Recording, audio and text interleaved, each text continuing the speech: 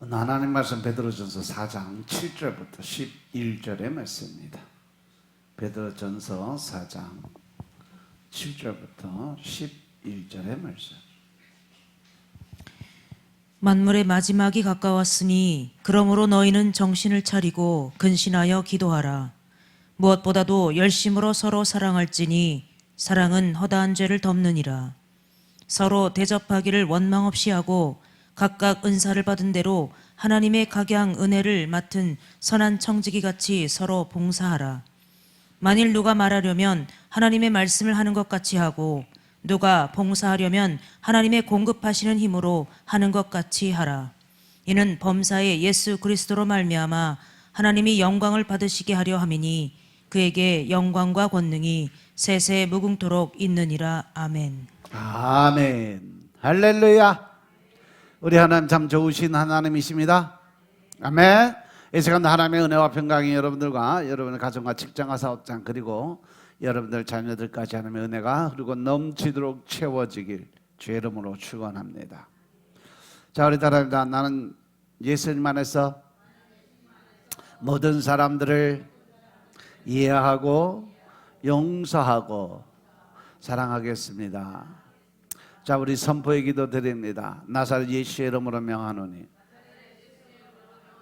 내 안에 가난의 영, 채무의 영은 떠나갈지어다. 내 앞에 하나님의 축복을 가로막는 모든 악한 영들은 떠나갈지어다. 내 죄로 인해서 나를 떠나갔던 모든 영권, 인권, 물권은 속히 회복되어 돌아올지어다. 아멘. 할렐루야. 할렐루야. 우리 안에는 모든 이 악한 영들이 떠나간 줄로 믿습니다. 내 안에 있는 모든 가난의 영, 채무의 영이 떠나가고 우리의 모든 빚은 다 탕감된 줄로 믿습니다. 또 우리의 죄로 인해서 떠나가던 모든 영권, 인권, 물권의 권세들이 다 회복되어 돌아온 줄로 믿습니다. 아멘. 이 시간 하나님께 영광을 드리는 귀한 시간 되시길 주의 이름으로 축원합니다. 오늘 베드로전서 4장 7절부터 11절 말씀 가지고 너희는 정신을 차리고 근신하여 기도하라 하는 제목으로 말씀을 나누겠습니다. 따라합니다. 너희는 정신을 차리고 근신하여 기도하라. 너희는 정신을 차리고 근신하여 기도하라. 아멘. 할렐루야. 하나님께 또 새로운 날을 주시고 또 19번째 생일을 축하하는 자리에서 하나님께서 주신 말씀이 바로 정신을 차리고 근신하고 기도하라는 그러한 말씀을 주셨어요. 우리가 영적으로 살아갈 수 있는 방법도 우리 죄로 인해서 나를 떠나갔던 모든 영권, 인권, 모든 이 권세들을 회복시킬 수 있는 방법은 오직 하나, 내가 하나님과 관계 회복을 위한 그런 삶을 위해서 정신을 차리고 근신하고 끝까지 책임을 지고 끝까지 응답이 올 때까지 정신 차리고 근신하고 기도할 수 있는 시간을 가져야 될 줄로 믿으시기 바랍니다. 앞에서 산기슭에 어느 마을 숲속에 한 노인이 조용히 살고 있었어요. 이 노인은 이 산 계곡의 물에 여러 가지 들어온 잡동사니 물이 흘러 들어와서 마을로 흘러 들어오는 샘물을 더럽힌다고 해서 그것을 깨끗하게 관리하도록 오래전부터 마을 사람들이 고용해 온 사람이었어요. 그래서 이 노인은 말없이 그냥 충실하게 그 동네를 순찰하면서 나뭇잎도 줍고 쓰레기도 줍고 또 나뭇가지가 개울가에 들어가 있는 것도 건져내고 샘물을 더럽히는 찌꺼기들을 늘 관심을 갖고 다니면서 늘 정리를 했어요. 그래서 마을은 날이 갈수록 깨끗해지고 또 물이 깨끗하고 경치가 좋아지니까 아주 휴양지로 소문이 났어요. 그래서 그렇게 오랜 시간이 지났는데 어느 날 저녁에 마을 사람들이 정기총회가 열렸어요. 마을의 예산을 시임이 하던 도중에 누군가가 이 샘물 관리하는 노인에게 지불되는 돈이 필요 없는 돈이 낭비됐다라고 문제를 삼기 시작했어요. 그래서 그 노인이 하는 일이 뭐냐? 무엇 때문에 쓸모없는 사람을 해마다 고용해서 돈을 낭비하냐? 이제 이곳이 더 더럽지도 않고 또 깨끗해서 관리가 잘 되고 있으니까 우리가 좀 신경 쓰고 그 사람을 이제 고용할 필요가 없다. 그만 자르자. 결국 그날 쪽에서 그 노인은 해고가 됩니다. 그 후에 샘물에는 점점 지저분한 이끼가 꼬이고 또 젓갈색 이끼가 조금씩 생겨나기 시작해요. 그러더니 결국 물이 더러워지고 또 조금 지나자 끈끈한 기름층이 샘물을 덮고 물에서 악취가 생기고 급기야는 그 물을 먹고 마시는 사람들이 질병이 걸리기 시작을 했어요. 그래서 당황한 지도자들이 긴급 회의를 소집합니다. 그들은 자신들의 지난번 결정이 잘못됐다는 것을 깨닫고 옛날에 샘물을 지키던 그 노인을 다시 고용해서 관리하도록 부탁을 하게 됐어요.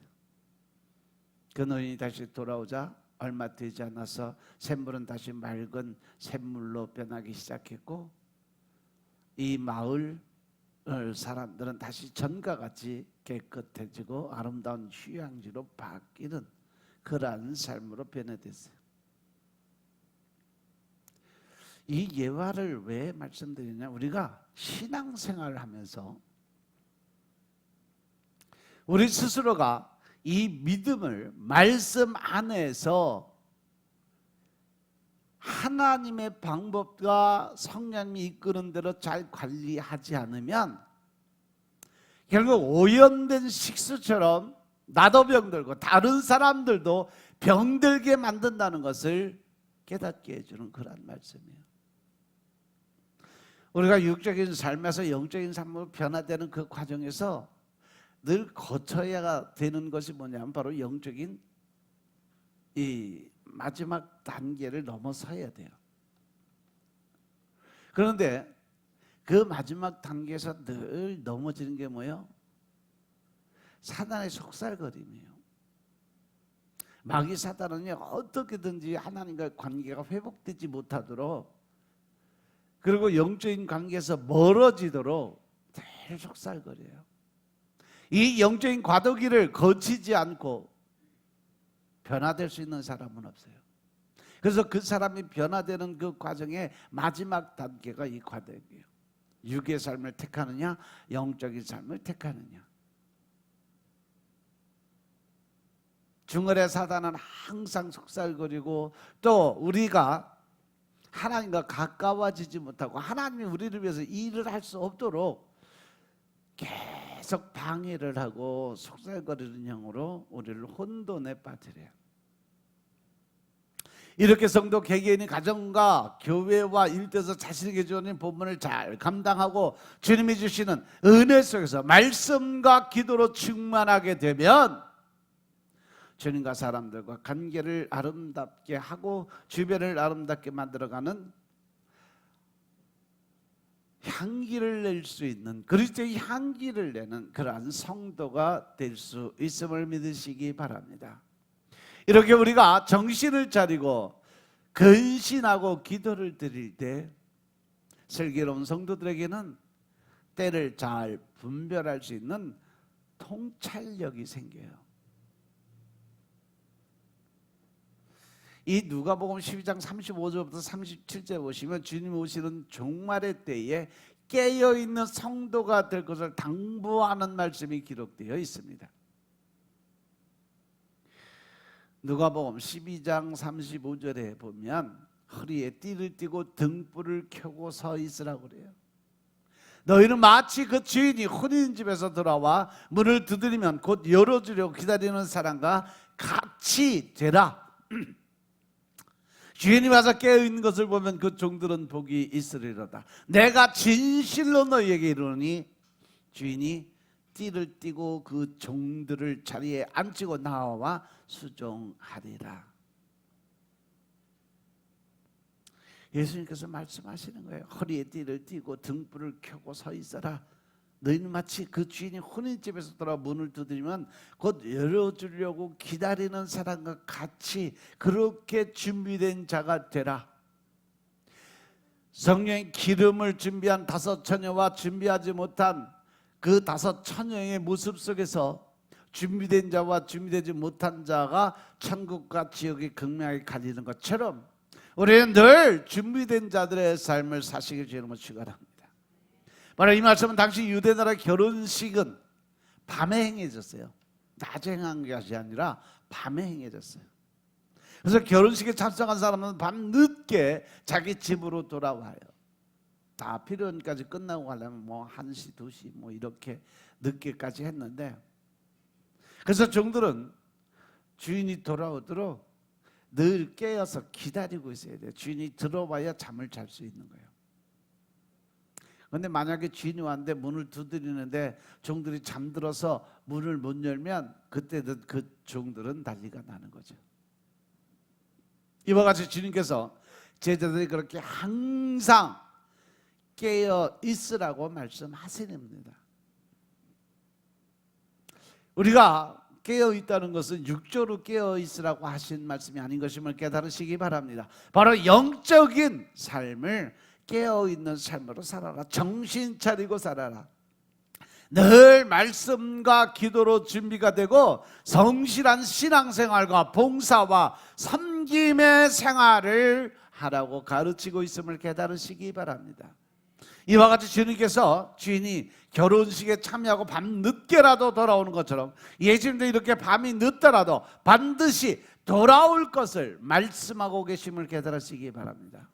이제 우리가 기다리는 예수님은요, 오실 메시아가 아니라 다시 오실 재림의 메시아인 것임을 깨달으시기 바랍니다. 그래서 우리의 삶 속에서 천국은 이미 시작되었지만 아직 완성되지 않은 삶을 살아가고 있어요. 그것은 장차 주님의 재림으로 영광스럽게 이루어질 것입니다.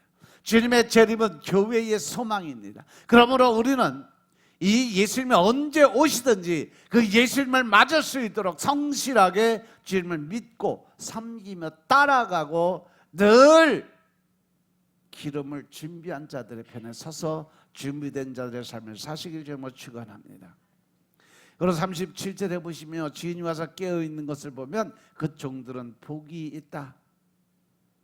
내가 진실로 너에게 이르노니 주인이 띠를 띠고 그 종들을 자리에 앉히고 나와서 수종한다. 주님이 재림 때에 깨어있는 자들이 복되다고 말씀하시면서 그렇게 우리가 말씀과 기도로 늘 깨어있고 준비된 자로서 섬김의 자세로 살아간다면 주님께서는요 우리를 자리에 앉히시고 친히 띠를 띠고 우리를 대접하신다라고 약속을 했습니다. 천국에 가면 예수님이 늘 우리의 모든 것을 준비해 놓고 기다리세요. 그래서 여러분들이 하고 싶은 거, 먹고 싶은 거, 또 보고 싶은 거 어느 것이든지 원하는 건 다 이루어질 수 있게끔 준비된 그 자리에 서 있게 만들어요. 그래서 원하고 생각하는 모든 것이 그 자리에서 이루어지는 것을 직접 체험할 수 있는 것이 바로 천국이에요. 사람들이 천국에 가서 지금도 보고 올 수 있다. 천국을 이 영적인 눈으로 가서 볼 수 있고 가서 보고 올 수 있다라고 얘기하면 다 에이 그래요. 그런데 직접 갔다 와 본 사람들은 알아. 아, 영적인 눈이 뜨여지면 볼 수 있고 들을 수 있구나. 하나님의 말씀하신 것처럼 하나님의 그 세미한 음성을 들어본 사람은 하나님의 말씀하시는 소리를 들을 수가 있어요. 그런데 하나님의 영적인 눈을 띄워줘서 천국의 그림을 볼 수 있게 만들어진 분들은 그 천국 갔다 와서 보고 느낀 걸 그대로, 저는 지금까지도 고등학교 2학년 때 환상이 그대로 다 보여요. 제가 처음 고등학교 때 환상을 보았는데 하나님께서 천국으로 초청을 해서 마당 앞에 낮잠을 자고 있는데 시골집에 마당 앞에 하늘에 빛이 내려오는데 와서 딱 보니까 거기 이 황금 마차가 딱 내려왔어요. 첫 환상 볼 때예요.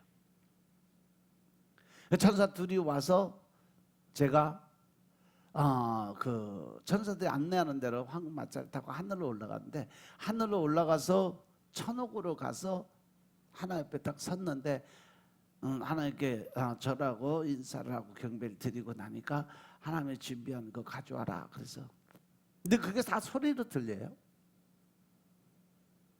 그랬더니 천사가 금색만에다가 딱 받쳐갖고 오는데 하나는 황금 외투, 하나는 면류관.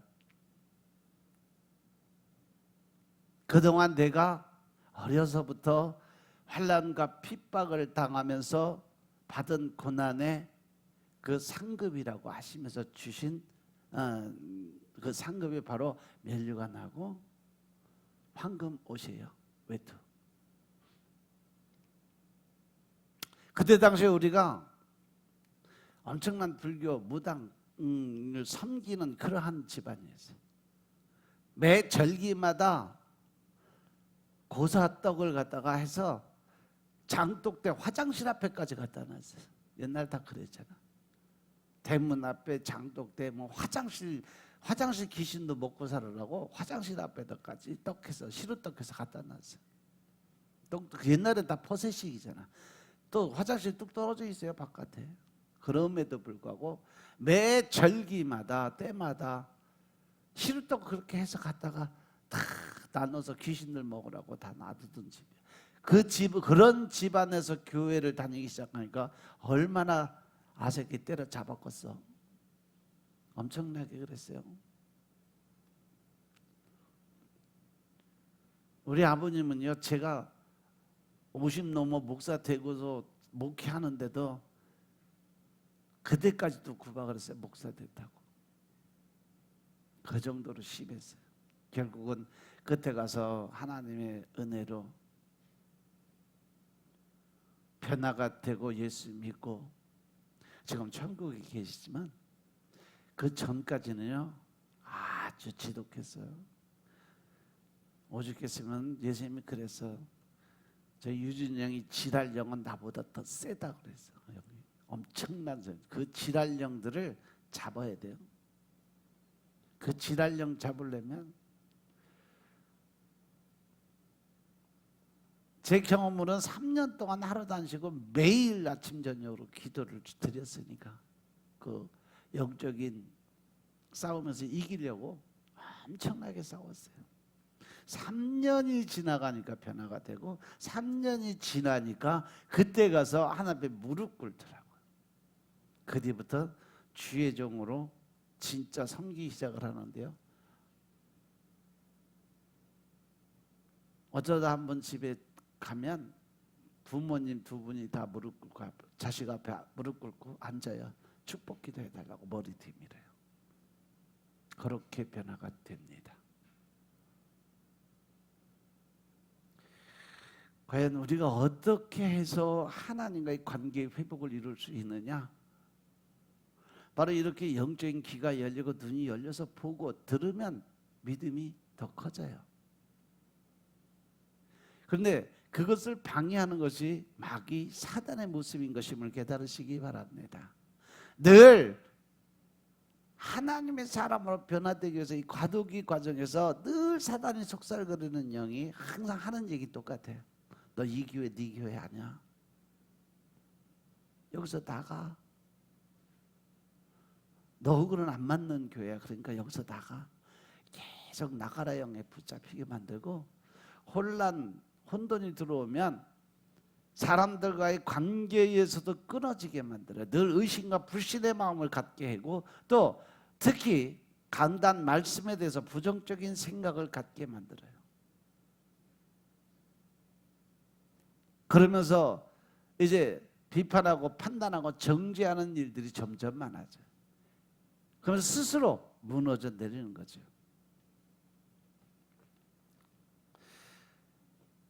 그래서 우리가 늘 말씀과 기도로 깨어있고 준비된 자로서 섬김의 자세로 살아간다면 주님께서는 우리를 하나님의 그 자리, 하나님의 보좌, 그 예수님이 앉는 그 자리를 하나님 예수님께서 주신다 그랬어요. 그 자리에 앉으시고 친히 띠를 띠고 우리를 대접한다고 약속을 하셨음을 깨달으시기 바랍니다. 이 말씀은 우리에게 너무나 황송한 말씀이에요. 어떻게 영광의 주께서 우리를 위해서 그러한 대접을 하신다는 것일까? 그러나 주님은 그렇게 말씀하십니다. 그것은 분명히 예수님의 성실한 종들과 성도들이 주시는 큰 복의 약속이고 위로의 말씀인 것임을 깨달으시기 바랍니다. 오늘 본문 4장 7절에 보시면 만물이 가까이 왔다 그랬어요. 그러니까 너희는 만물이 가까이 왔다, 마지막 때 예수님의 재림의 때가 왔다. 그러니까 너희는 어떻게 해라? 정신을 차리고 근신하고 기도드리라고 말씀하십니다. 지금 우리는 세계 곳곳에서 지구의 종말을 알리는 이상 징후들이 끊임없이 나타나는 것을 보고 있어요. 마귀 사단이 자기의 때가 얼마 남지 않은 것을 알고 할 수만 있으면 택한 자라도 넘어지게 하려고 거짓 선지자와 거짓 예언자들이 많이 나타나서 미혹을 하고 있는 것을 우리가 볼 수 있습니다. 세계 곳곳에서 일어나는 각종 재해와 재난, 그리고 자연의 징조들, 기근과 난리와 끝없이 이어지는 이스라엘을 둘러싼 중동 전쟁의 위기, 악이 가득한 세상과 세상 문화 등을 보면 정말 마지막 때가 되었다는 생각을 하지 않을 수가 없다는 거죠. 그래서 예수님은 마태복음 24장에서 마지막 때의 징조에 대해서 말씀하시는데 마태복음 24장 32절부터 35절의 말씀 보겠습니다. 마태복음 24장 32절에서 35절의 말씀입니다. 무화과 나무의 비유를 배우라. 그 가지가 연해지고 잎사귀를 내면 여름이 가까운 줄을 아나니 이와 같이 너희도 이 모든 일을 보거든 인자가 가까이 곧 문 앞에 이른 줄 알라. 내가 진실로 너희에게 말하노니 이 세대가 지나가기 전에 이 일이 다 이루리라. 천지는 없어지겠으나 내 말은 없어지지 아니하리라. 아멘. 여기서 예수님은 종말의 사건을 직접 경험하고 지켜보게 될 마지막 세대에 대해서 우리에게 예언적 말씀 주신 거예요. 이 비유에서 이스라엘의 회복은 나라를 잃고 오랜 기간 동안 세계 각처에 흩어져서 디아스포라로 살던 이스라엘 백성들이 기적적으로 1948년 5월 14일에 나라를 다시 재건하고 독립을 선언한 놀라운 경험을 하게 됩니다. 그야말로 죽었던 것처럼 보였던 그 무화과 나무에 가지가 연해지고 잎이 돋는 회복의 역사가 시작된 것이 바로 이스라엘의 독립이에요. 지금 이 시대가 지나가기 전에 이 일이 다 이루어질 거라는 말씀 가운데 종말의 때가 다가오고 있다라는 것을 묵시적으로 우리에게 보여주신 거예요.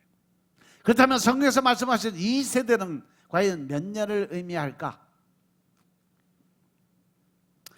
이에 대해서 다양한 주장들이 있지만 일반적으로 한 사람이 태어나서 죽음을 맞이하는 기간을 해석하는 것으로 보고 있는데 그 기간이 사람이 태어나서 죽기까지 성경에서 말씀하시는 연도수는 몇 년이요? 몇 년이요? 시편 90편 10절에 보면 우리의 연수가 70이고 강건하면 80이다. 그죠? 그것을 본다면 한 세대가 70년에서 80년 이란 계산이 나오는데 거기에 플러스 히스기야의 기도를 통해서 연장 횟수가 15년, 그러면 95년, 거의 100년을 한 세대로 보는 거죠. 좀 더 구체적으로 표현하면 그 예언의 때가 나타날 때 그 세대가 다 세상을 떠나기 전에 성경의 예언이 이루어질 수 있다라는 말씀. 성경은요 여러 징조들 가운데 일월 성신이 마지막 때의 징조로 나타날 것을 말씀하고 있어요. 요엘서 2장 31절에 보면 여호와의 크고 두려운 날이 이르기 전에 해가 어두워지고 달이 핏빛같이 변난다라고 그랬어요. 해가 어두워지는 일식, 달이 핏빛같이 변하는 것을 뭐라 그래요? 월식이라고 그래요. 근데 계기월식이 일어날 때 달은 붉은 빛으로 변하는 달을 레드문이라고 이야기를 하는데, 이게 실질적으로 지금 우주에서 일어나고 있다는 사실이죠. 근데 제가 놀랄 만한 사건의 징조가 이미 이스라엘에서 시작이 되기 시작했어요.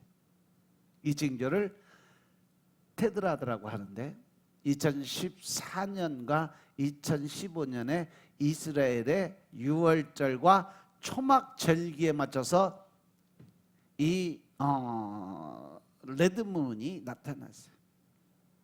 달이 핏빛으로 변하는 계기월식에 연이어서 4번이나 나타났어요. 2015년 3월 20일에 이스라엘 종교력으로 1월 1일 태양 전체가 가려진 계기 일식이 시작됐고, 나팔절에 해당되는 2015년 9월 13일에 태양의 일부가 가려지는 이 사건, 이미 나사에서도 확인해 준 사건이에요. 여호와의 크고 두려운 날이 이르렀다는 하늘의 징조가 아닐까 하고 조심스럽게 생각하는 사람들이 많이 있었어요. 과연 이따른 하늘의 징조들은 무엇을 말하고 있을까? 제자들이 세상 마지막 때에 어떠한 일이 일어날지 묻자 예수님께서 뭐라고 대답했냐면, 마태복음 24장 3절부터 8절의 말씀 보겠습니다. 마태복음 24장 3절부터 8절의 말씀. 예수께서 감람산 위에 앉으셨을 때에 제자들이 종용이 와서 가로되 우리에게 이르소서 어느 때에 이런 일이 있겠사오며 또 주의 임하심과 세상 끝에는 무슨 징조가 있사오리까? 예수께서 대답하여 가라사대 너희가 사람의 미혹을 받지 않도록 주의하라. 많은 사람이 내 이름으로 와서 이르되 나는 그리스도라 하여 많은 사람을 미혹해 하리라. 난리와 난리 소문을 듣겠으나 너희는 삼가 두려워 말라. 이런 일이 있어야 하되 끝은 아직 아니니라. 민족이 민족을, 나라가 나라를 대적하여 일어나겠고 처처에 기근과 지진이 있으리니 이 모든 것이 재난의 시작이니라. 그리고 이어서 29절 30절 보겠습니다. 그날 환난 후에 즉시 해가 어두워지며 달이 빛을 내지 아니하며 별들이 하늘에서 떨어지며 하늘의 권능들이 흔들리리라. 그때 인자의 징조가 하늘에서 보이겠고 그때 땅의 모든 족속들이 통곡하며 그들이 인자가 구름을 타고 능력과 큰 영광으로 오는 것을 보리라. 아멘. 할렐루야. 예수님께서 오실 재림의 징조가 하늘에 보이게 될 것이라고 하는 말씀이에요. 인간에게 지극히 중요한 어떠한 일이 있게 될 때 하나님께서는 하늘의 징조를 통해서 말씀하시는 경우가 너무도 많이 있어요. 성경에 보시면요, 계속 하나님께서 어떠한 일을 행하시고 심판하시고 또 어떠한 메시지를 줄 때 늘 하늘의 어떠한 징조를 계속 보여줬다는 거예요. 예를 들어서 마태복음 2장에 보시면 예수님이 태어나실 때 동방박사들이 찾은 게 뭐예요? 커다란 별이었어요. 그래서 그 별을 통해서 예수님이 태어나신 것을 알았어요. 예수님께서 십자가에 돌아가셨을 때 낮 12시부터 오후 3시까지 어떻게 됐어요? 해가 그 빛을 잃고 어둠이 온 땅을 덮었다라고 마태복음 27장에 보면 기록이 되어 있어요. 또 구약에서 보면 여호수아 10장에 보시면 이스라엘 백성들이 야간 전투에 능한 아모리 족속과 전쟁에서 이길 수 있도록 하나님께서 하신 일이 뭐예요? 태양이 지지 않게 계속 한 곳에 머물게 만들어놨어요. 이것도 나사에서 확인한 결과 그 절기에 따라 그 태양의 움직임을 기록한 것을 보면 약 7시간 동안 한 곳에 정지했던 그 기록이 남아 있다라고 그래요. 또 역대 또 하에 보면 20장에 보면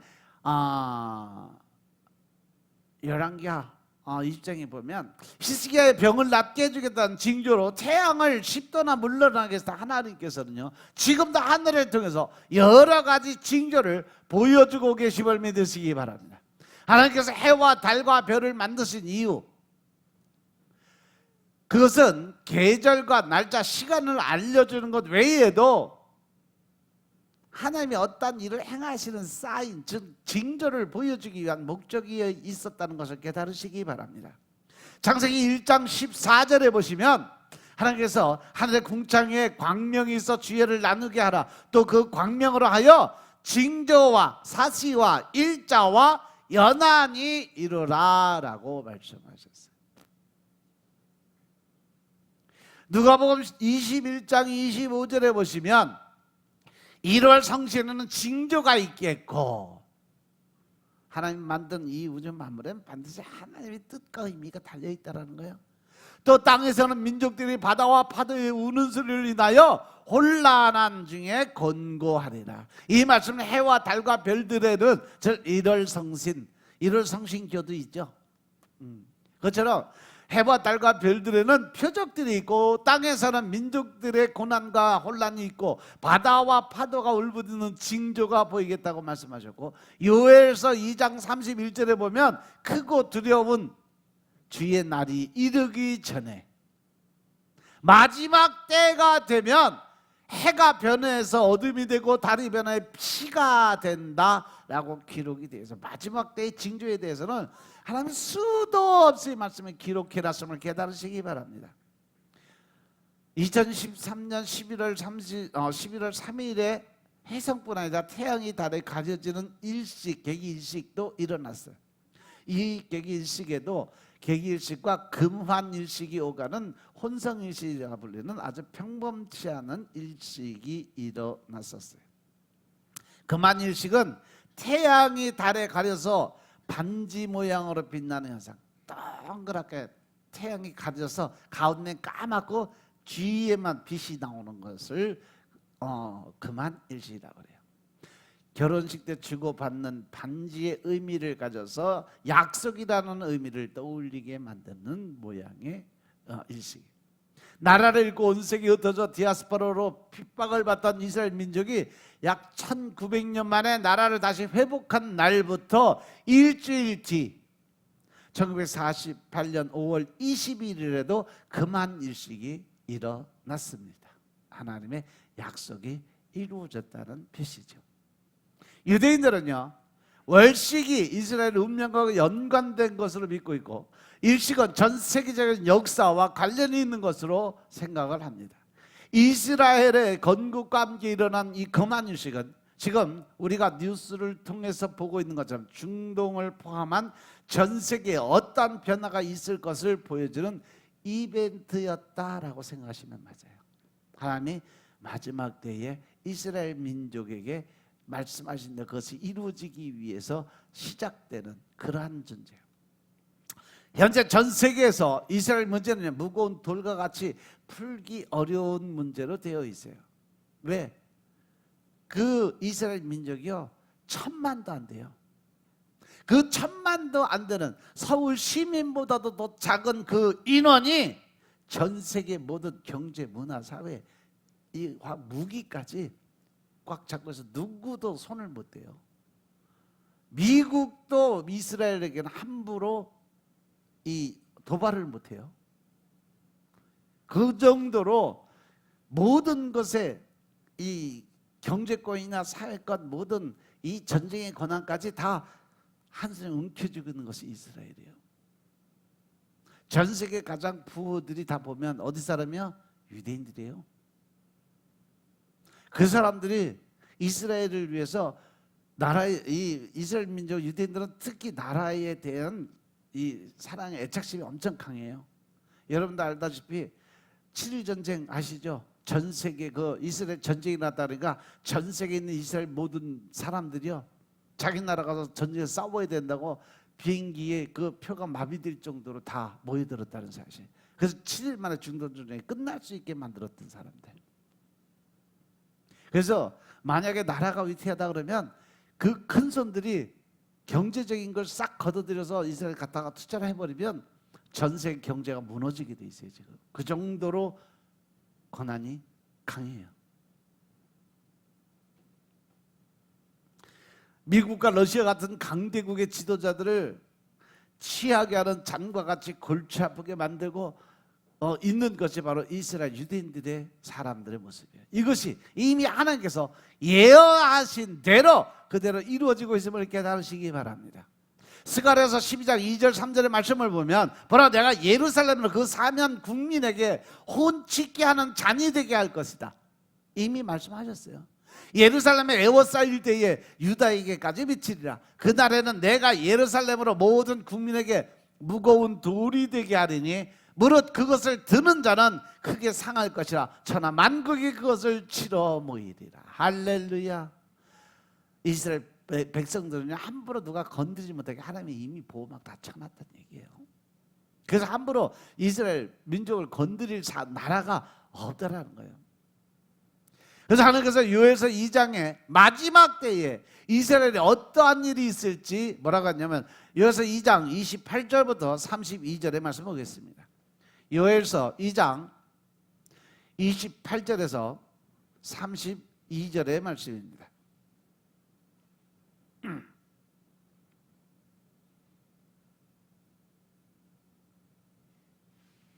28절부터 32절.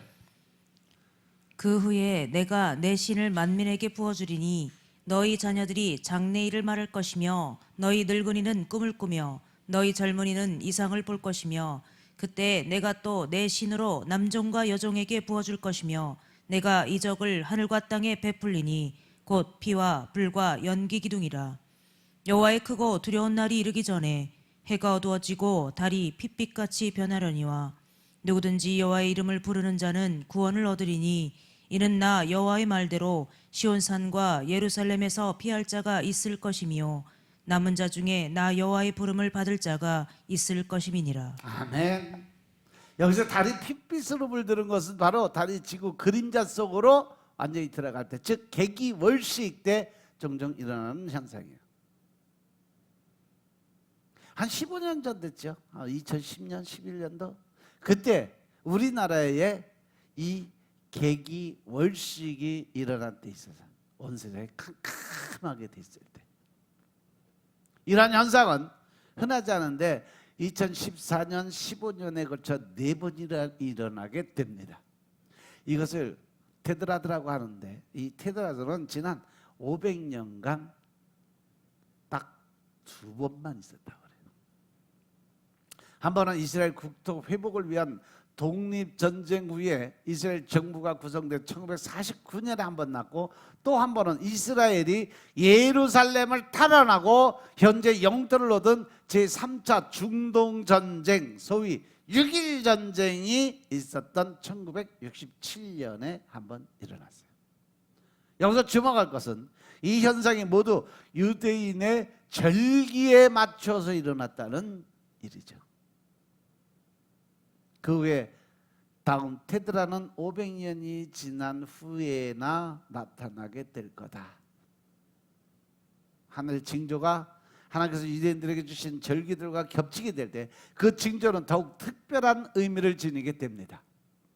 하나님께서는 이스라엘 사람들에게 7개의 절기를 주셨는데 유월절, 무교절, 초실절, 오순절, 나팔절, 그 다음에 속죄일이고 그 다음에 장막절, 7개 절기를 줬어요. 예수님의 탄생 후에 일어난 7번의 테드라는요, 한 번의 예외도 없이 매해 첫 절기인 유월절과 마지막 절기인 장막절에 일어났다는 특이한 사실도 기억하시기 바랍니다. 오늘날 교회에서 유월절은 예수님께서 구원자로 오셔서 십자가에 돌아가신 날이고, 장막절은 심판주로 다시 오실 예수님께서 천년 왕국을 세우시는 날로 기념하는 것이 장막절이에요. 1949년 이전에 일어났던 마지막 테드라가 1493년, 1494년에 있었는데, 스페인 이단 신문이라고 하면서 카톨릭으로 개종하지 않은 많은 유대인들이 재산을 몰수당하고 추방당하고 심지어 목숨까지 잃게 했던 알부라 칙령이 내려진 직후에 일어났어요. 우리가 위에서 보는 것처럼 유대인의 절기와 맞물려서 일어났던 테드라드가 있을 때 이스라엘 민족에게는 전쟁이나 종교 재판과 같은 생존과 직결되는 심각한 사건들이 발생한 것들을 우리가 볼 수가 있다는 거죠.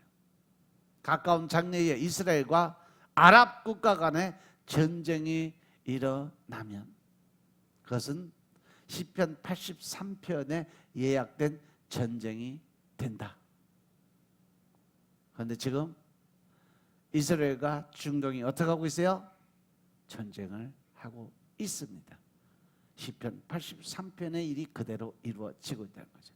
이 전쟁은 시리아 등 인접 국가의 전쟁으로 이스라엘은 이 전쟁을 통해 넓은 영토를 얻게 될 겁니다.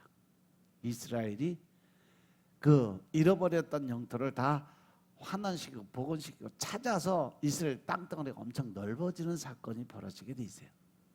그런데 이 과정에서 이스라엘도 많은 피해를 입게 될 거다. 그 이후에 있을 전쟁은 러시아가 개입하는 전쟁으로서 에스겔서 38장에 예언되어 있는데 드디어 러시아가 발톱을 드러내기 시작했어요. 어디부터? 가장 가까운 우크라이나부터 시작을 했어요. 이것을 공마국 전쟁이라고 이야기해요.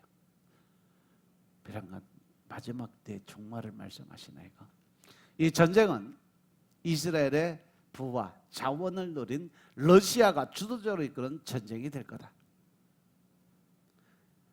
러시아 전쟁은 이미 성경에 예언된 거고 이스라엘 중동 전쟁도 이미 하나님 말씀하신 것 그대로 이루어지고 있었다는 사실 명심하시기 바랍니다. 중동에서 전쟁하고 러시아 등이 참전하는 세계 3차 대전으로 확전될 수밖에 없기 때문에 우리와 무관한 일일 수가 없다. 왜? 석유수급 불안으로 인해 유가 상승으로 인플레이션이 일어날 수 있고 아프가니스탄 전과 같이 파병을 요구받을 수 있어요. 결국 그 요구가 지금 무산이 된 상태죠. 분명한 것은 스가랴 12장의 말씀대로 천하 만국이 이스라엘을 치려고 모인다는 거죠. 아무튼 종말에 때가 가까운 것을 알고 깨어있는 신앙으로 무장해서 이 시대의 파수꾼의 사명을 바로 감당하는 여러분들이 되시길 정말 축원합니다. 아멘. 우리가 이렇게 정신을 차리고 근신하고 기도드릴 때 이 슬기로운 성도들에게는요 때를 잘 분별할 수 있는 통찰력이 생기게 된다. 복음서에 누가복음 12장 35절 37절에 주님이 오시는 종말의 때에 깨어있는 성도가 되어야 된다. 그리고 이렇게 우리가 정신을 차리고 기도 드릴 때 슬기로운 성도는 깨어있는 산 믿음이 있게 된다. 성도는 형식적인 종교인이 되면 안 돼요. 믿음을 가지고 신앙을 지킬 수 있는 신앙인이 되어야 된다는 사실 명심하시기 바랍니다. 그런 믿음은 하나님을 기쁘게 하는 믿음이 될 수 없고 구원받는 산 믿음이 아니라 죽은 믿음이고 행함이 없는 믿음, 머릿속으로 생각, 마음속에 품고 있는 신앙들은 신앙이 아니라는 거예요. 하나님은 우리가 산 신앙을 가지길 원하세요. 행함이 있는 믿음을 가져야 된다. 행함이 없는 믿음은 죽은 믿음이다 라고 말씀하시는 것이죠. 우리가 산 신앙을 가지기 위해서 확실한 신앙 고백을 하는 믿음, 또 주님과 인격적인 관계를 가지고 매일 하나님 중심으로 살기 위해서 말씀으로 무장되고 그 말씀을 붙들고 기도를 중심으로 살아가는 사람, 그래서 영적인 모든 것을 회복하고 주님과 교제하는 믿음으로 하나님께서 공급하시는 은혜를 사모하는 그러한 믿음, 나의 하는 모든 일이 하나님의 영광을 위해서 한다는 사실을 늘 묵상하고 그 하나님의 영광을 위해서 살기를 힘쓰는 산 믿음을 가진 자를 원하신다는 사실 명심하시기 바랍니다. 베드로전서 4장 11절에 보면 만일 누가 말하려면 하나님이 말씀을 하는 것 같이 하고 누가 봉사하려면 하나님이 공급하시는 힘으로 하는 것 같이 하라. 또 이는 범사 예수 그리스도로 말미암아 하나님의 영광을 받으시게 하려 함이니 할렐루야. 그에게 영광과 권능이 세세에 무궁토록 있느니라. 아멘. 정신 차려라. 이태리의 작은 마을에 말 안장과 말 제갈 등 말의 장식물을 만드는 것을 생업을 하고 있는 베네딕트라는 사람이 있었어요. 그는 자기의 직업에 대한 애착심이 없이 생기를 위한 수단으로 자기의 어떤 일을 마지못해 호구지쳐 먹고 살기 위해서 어쩔 수 없이 하는 재미없는 일을 하고 살았어요. 그러다 어느 날 갑자기 소란에서 보니까 말이 무엇에 놀랐는지 갑자기 뛰고 몸부림치는 바람에 말에 탄 손님 어쩔 줄 모르고 고삐를 잡고 안장에 달린 발 사이에 힘을 주면서 사력을 다해 애쓰고 있는 것을 봤어요. 다행히 말이 안장을 찾고 위태한 고비를 무사히 넘기게 됩니다. 이것을 본 베네딕트가 자기 직업에 대한 중요성을 발견하게 됩니다. 내가 하는 일이 다른 사람의 안전과 행복에 직결되는 일이었구나 라는 것을 깨닫게 되고 자기 직업에 대해서 자신감을 갖기 시작을 해요.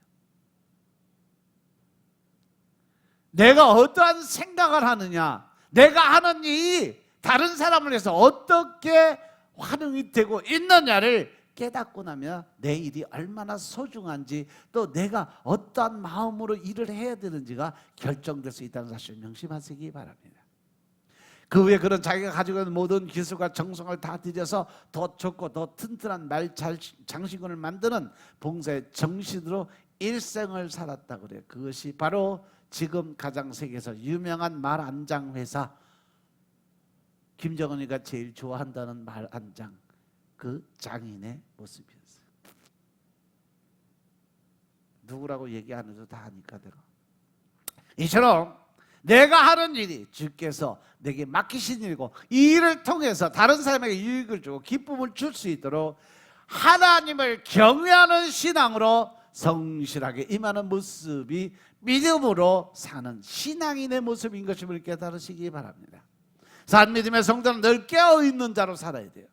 누가복음 12장 37절 주인이 와서 깨어있는 것을 보면 그 종들은 복이 있다라고 말씀하셨고, 베드로는 4장 7절에 마지막에 가까웠으니까 그러면 너희는 정신을 차리고 근신하여 기도하라고 말씀하십니다. 산 믿음의 사람은 늘 깨어 시험에 들지 않도록 기도드리는 사람이 되어야 됩니다.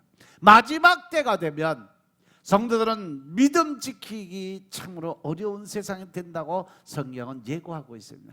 주님께서 내가 올 때 믿음을 보겠느냐라고 말씀하셨어요. 사단은 육신의 쾌락으로, 물질의 탐욕으로, 교묘한 이단 시설로 사람들을 멸망의 구렁으로 끌고 가려는 상상할 수 없는 그 시험의 때를 보이는 그러한 시대에 우리가 살고 있어요. 신앙인의 비리가 발견되면 신문으로, 방송으로, 인터넷으로 막 비난하고 기독교 전체를 매도하고 기독교에 대한 안티 세력들이 무섭게 공격해서 결국은 교회가 다 썩었다, 목사가 다 썩었다, 그런 말을 하면서 교회를 비난하고 사람들이 교회를 떠나게 만들고 신앙을 갖지 못하게 배방하는 일들을 하고 있는 것이 바로 이 세상에 사단 마귀가 하는 일이에요. 그런데 세상 언론이 하도 떠들어대니까 성도들마저도 그런 줄 알고 살아요. 그게 문제예요. 어느 종교보다 많은 봉사를 하고 있는 기독교에 대해서 말하지를 않아요. 무소윤이 사회 봉사냐 하면서 크게 미화를 시켜서 큰 인물이라고 방송 매체를 통해 부각시켜 사람들을 올바른 믿음에서 떠나게 만들어요. 지금 봉사하고 남을 도와주고 특히 이웃 나라의 어려운 사람을 도와주는 그 일에 가장 앞서서 행하는 종교가 바로 기독교예요. 단지 표현을 안 하고 살 뿐이죠. 우리나라 그 어려운 사람들 도와주고 앞에서 끌어가는 일의 거의 60에 70%가 기독교에서 하고 있어요. 불교, 천주교 광고를 엄청나게 하고 엄청나게 많은 일을 하는 것처럼 하지만 불과 10% 아니면 7%예요.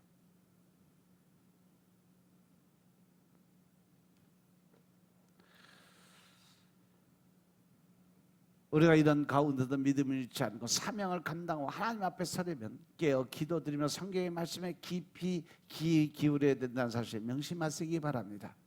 성도들이 깨어 있지 않으면 도적처럼 갑자기 주님을 맞게 되고 노아의 때처럼 큰 심판을 받게 된다는 사실 명심하시기 바랍니다. 예수님은 마지막 때에 대해서 뭐라고 경고하냐면 누가복음 17장 26절부터 30절 말씀 보면 노아의 때에 된 것 같이 인자의 때도 그러하리라. 노아가 방주에 들어가던 날까지 사람들이 먹고 마시고 장가들고 씨가되고 홍수가 나서 저희들 다 멸하였으며 또 롯의 때와 같이 사람들이 먹고 마시고 사고 팔고 신고 집을 짓더니 롯의 소돔에서 나가던 날에 하늘에서 불과 유황이 비오듯 하여 저희를 멸하였느니라. 인자의 나타나는 날에도 이러하리라. 할렐루야. 우리 모두 깨어있는 삶 믿음으로 살다가 다시 오실 주님을 만난 여러분들 되시길 주님으로 축원합니다. 마지막으로 이렇게 우리가 정신을 차리고 기도드릴 때 슬기로운 성도에게는 뭐가 준비하는 지혜가 있게 되어 있다는 거죠. 누가복음 12장 36절에 보면 너희는 마치 그 주인이 혼인해서 돌아올 때 문을 두드리면 그 문을 열어주고 기다리는 사람과 같이 되라고 말씀하십니다. 그리고 40절에 보니까 그러면 너희는 준비하고 있으라. 생각지 않은 때 인자가 오리라. 할렐루야. 이 말씀은 깨어있는 준비하는 신앙을 가지라는 말씀이에요. 예수님은 마태복음 25장의 10처녀에 비유해서 슬기로운 5처녀, 이 5처녀가 기름 등불을 준비하고 있다가 신랑을 맞게 된다라고 그래요. 슬기로운 성도는요 성령 충만의 기름을 등불을 예비하고 준비한 사람들인 것임을 깨달으시기 바랍니다. 여기서 기름은 바로 성령을 상징해요. 기름을 준비했다고 해서 바깥에 나가서 휘발유 석유 사오라는 얘기 아니에요. 기름을 준비하는 건 성령의 기름을 준비해라. 악한 시대에 성령의 충만함을 받지 않으면 믿음의 확신을 갖지 못하고 어디에서 미혹에 넘어가는 일이 많아질 것이다. 미련한 5처녀처럼 등만 있지 기름이 없는 형식적인 신자가 되지 말라는 겁니다. 이 신앙으로는 악을 이기고 성결한 자로 살지 못해 종말에는 악이 난무하는 현상을 나타나게 됩니다. 예수님의 재림 이전에는 전 세계적으로 갈수록 악이 증가하게 돼 있어요. 지금 우리가 사는 현실을 보면 무서운 전쟁과 테러가 지구촌을 공포로 몰아가고 있어요. 이뿐 아니라 간통과 살인과 동성연애, 낙태, 마약, 폭력, 이 도덕적 붕괴도 난무하고 있습니다. 이에 대해서 베드로서 3장 9절부터 14절의 말씀 보면 주의 약속은 어떤 의가 더디다고 하는 생각이 더딘 것이 아니라 오직 너희를 대해서 오래 참고 아무도 멸망치 않고 다 회개에 이르기까지 원하시는 하나님. 그런데 주의 날이 도적까지 오르니 그날에 하늘이 큰 소리로 떠나가고 체질이 뜨거운 불에 풀어지고 땅과 그 중에 있는 모든 일이 드러난다고 했어요. 모든 것이 이렇게 풀어지니 너희가 이 사람이 어떠한 사람이 되어야 마땅하겠느냐? 거룩한 행실과 경건함으로 하나님의 날이 임하기를 바라고 간절히 사모하라고 말씀하십니다. 그날에 하늘이 불에 타서 풀어질 또 체질이 뜨거운 물에 녹아지고 우리는 그의 약속대로 의를 거하는 바 새하늘과 새 땅을 바라본다. 그러므로 사랑하는 자들아 너희가 이것을 바라보나니 주 앞에서 점도 없고 흠도 없고 평강 가운데서 나타나기를 힘써라 라고 말씀하셨어요. 성도가 성령 충만함을 받고 은혜를 받게 되면 마치 노아가 그 시대의 사람들과는 전혀 다른 모습으로 하나님을 경외하는 신앙으로 성결하게 살았던 것처럼 주님을 뿜어서도 성결하게 살 수 있는 힘을 주십니다. 그래서 모든 사람이 심판받을 때에도 하나님 말씀에 순종해서 믿음의 방주, 구원의 방주를 예비해서 구원을 받고 보호받게 된다는 거죠. 이러한 성도들은 모든 사람들 다 치우쳐서 악의 물결에 휩쓸려 갈 때도 주님을 경외하고 성실하게 선한 청지기로 살아가게 됩니다. 누가복음 12장 35절에서처럼 허리에 띠를 띠고 기다리는 사람, 베드로전서 4장 10절의 말씀처럼 각각 은사를 받은 대로 하나님의 여러 가지 은혜를 맡은 선한 청자의 같이 서로 봉사하는 말씀은 우리 모두에게 주신 사명을 위해 열심히 일하는 자가 되라는 권면의 말씀인 것임을 깨달으시기 바랍니다. 마지막 때에 사랑이 없어 피차 물고 먹다가 멸망하는 일이 많을 거예요. 그래서 베드로전서 4장 8절에 보면 무엇보다 열심으로 서로 사랑할지니 사랑은 허다한 죄를 어떻게 한다? 덮는다. 사랑이 식어지면 봉사에서도 원망이 생겨요. 시험에 빠져 서로 반복하고 싸우게 돼요. 비판하고 이간질하고 비난하고 판단하고 정죄하고, 그러면 상처받은 그 모든 사람들이 또 다른 상처의 재생산성에 들어가게 돼요. 그래서 베드로는 사랑으로 허다한 죄를 덮으라고 강조를 합니다. 사랑이 세상을 차는 지혜예요. 어떠한 일에도 누구와도 서운한 관계를 만들지 마시기 바랍니다. 하나님께서는요, 서로 싸워도 해를 넘기지 말고 화해하라고 말씀하셨음을 깨달으시기 바랍니다. 미워하는 원수 만들지 마세요. 사랑하며 사는 것이 우리가 사는 최고의 영적인 전략인 것임을 깨달으시기 바랍니다. 성령님은 우리로 성결한 믿음의 사람, 사랑의 사람으로 끝까지 믿음을 지키는 인내의 사람이 되라고 말씀하십니다. 우리 모두 성령 충만함을 사모하면서 믿음으로 잘 준비하는 삶을 살다가 다시 오실 주님을 기쁨으로 맞이할 수 있는 여러분의 삶이 되시길 주님으로 축원합니다. 따라서 슬기로운 성도는요, 늘 준비하는 삶을 살아야 돼요. 슬기로운 성도는 때를 참 분별한 통찰력이고 깨어있는 산 믿음이 있고 준비하는 지혜가 있음을 믿으시기 바랍니다. 우리 모두 성령 충만해서 통찰력이고 깨어있는 산 믿음으로 잘 준비하고 살다가 이 땅에 다시 오실 주님을 만난 여러분의 삶이 되시길 주님으로 축원합니다. 아멘. 기도드리겠습니다. 아버지 하나님 감사드립니다. 오늘도 우리가 늘 정신 차리고 기도를 드리고 근신한 근면 성실한 삶을 살라고 하신 그 말씀을 받들어 우리가 이제 그렇게 살 수 있도록 준비된 자들이 되게 하여 주옵소서. 마지막 때를 준비하게 하시고 이제 능력의 삶으로 변화된 삶을 살게 하시고 오직 믿음 안에서 하나님의 의를 드러날 수 있도록 주님이 축복하옵소서. 주님의 일하심이 나타내 보이지게 하여 주옵소서. 오직 성령님의 일하심이 나타나게 하시고 저들이 다 마지막 때를 준비하고 성령님의 크신 능력의 삶을 살게 축복하옵소서. 모든 말씀으로 주 예수 그리스도의 이름으로 감사드리며 기도드렸사옵나이다. 아멘.